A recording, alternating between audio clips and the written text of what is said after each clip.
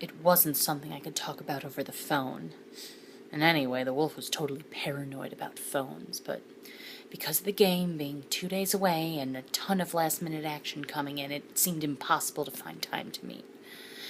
But I had to talk to him. I had to talk to him about Sammy Montone. That's his name. One of the big guys who was following me, the one who ended up dead in a dumpster. So we decided on the Red Lobster in Nanuet, early before the lunch rush.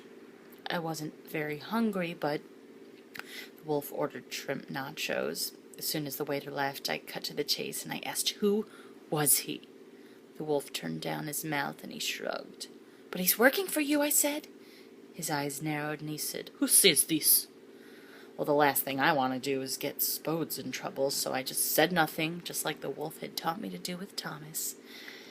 He crumbled up a cheddar muffin in his fingers like he was looking for a prize, and he said, this is so important? He's been following me for weeks, I said, and now he turns up dead in a... Shh!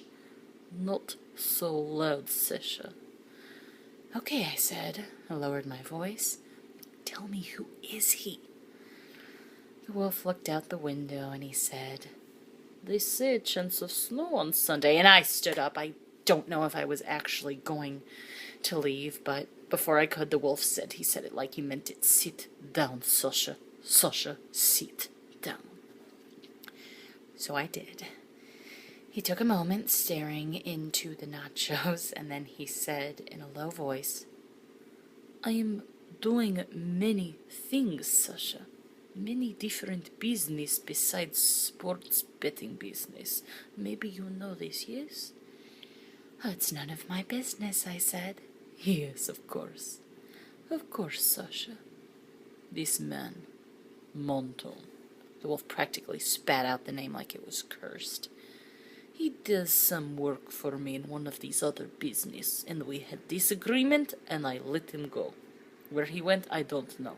I heard he was working for some people. So why was he following me, I said. I don't know, Sasha. Not for sure. I am thinking it has something to do with your plan. You mean the super... He reached across the table and grabbed my hand.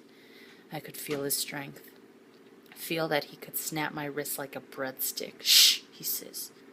We have to be very careful now, Sasha. We are so close. Close to doing something very big. So big. Have you heard from your big fish? No.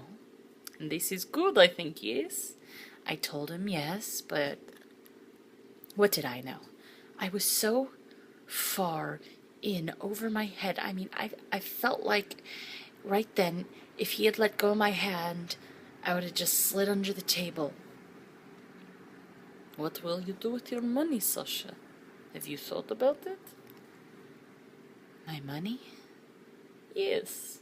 You won't have to work. What will you do? You'll travel? I don't know, I said. Just be careful. Don't call attention to yourself. Maybe stay in the store for a while. But you won't have to make book anymore, eh? He dropped my hand, gently stroked my cheek, and smiled. Then he stood up, left a 50 on the table, walked out of the restaurant.